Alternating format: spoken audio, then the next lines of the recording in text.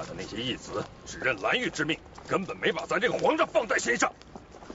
幺儿，今天这事儿你要牢记在心，要让他像一把刀子一样插在心上，永远不忘。儿臣明白了，请父皇息怒。去，把朱棣给咱叫来。快去！是。弟儿，这次是一次大好的战机，也是你建功立业的大好时机。你一定要向蓝玉好好学习他的步兵野战之术。蓝玉在戈壁滩上的攻杀确实是有一套的，你要把他的本事全给咱学回来。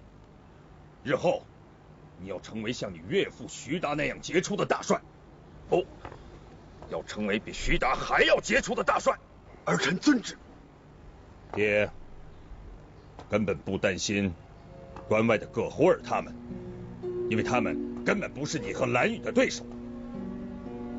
爹担心的是，日后的顽敌不在关外，而在关内，在京城，就在这朝廷之上。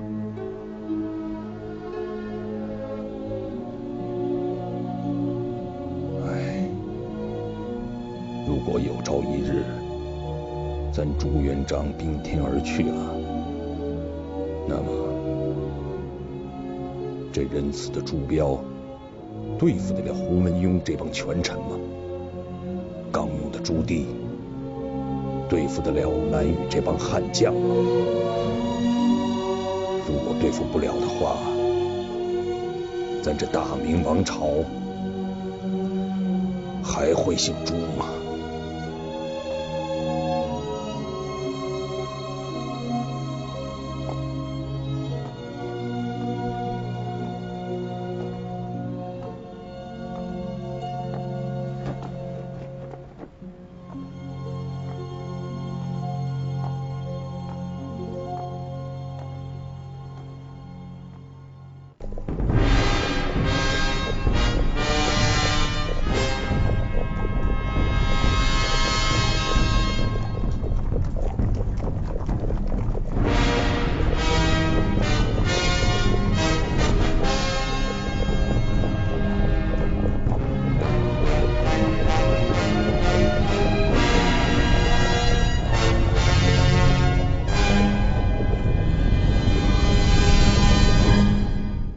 冲天杀气透长安，满城尽带黄金甲。这是大明皇朝开国以来最大的战事，此战能胜，那北疆起码可保50年无虞啊！此战还有另外一个意思，自古以来，凡是朝廷内部的冲突无法调和，定会用外部的方式来解决啊。博文呐，你说的这是哪个朝代的事儿啊？就是本朝的事，就是眼下的事。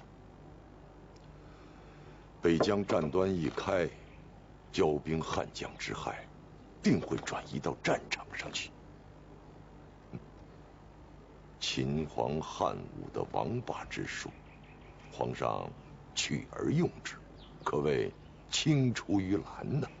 祸害能转移出去，难道就不能转移回来了吗？骄兵悍将一旦在北疆建立新功，一旦重回朝廷，那不是兵更骄，将更悍吗？宋兄说的对，恐怕到那时候，我早就灰飞烟灭了。唉，皇上正要整肃，战事却爆发了。对皇上来说，此战来的可有些尴尬呀。可对于那些将领们来说，此战却来的真是无比欢畅啊！哎，你们知道不？搁在太庙前的那尊铜龟，原本是想收获辞臣的，结果塞满了战书啊，有好多件还是用血写的。后人论及此事，恐怕要啼笑皆非喽。在他们眼里是啼笑皆非，可对于我来讲，就是生死存亡了。伯文，为何这么说呢？有淮西将领出征前，竟然向皇上要我的人头。什么？他理解到，征苏裁撤一旦进行，定会断送他们荣华富贵之路。他们总不能恨皇上吧？于是所有的仇恨就都集中到我的头上。看来我这颗如负奸臣的脑袋还别有妙用，它是最好的犒军之物啊！皇上是不会答应他们的。在下也认为不会。但皇上需要他们打仗，而且是打胜仗，这就需要安定军心，鼓舞士气。二位仁兄，就当我说句笑话。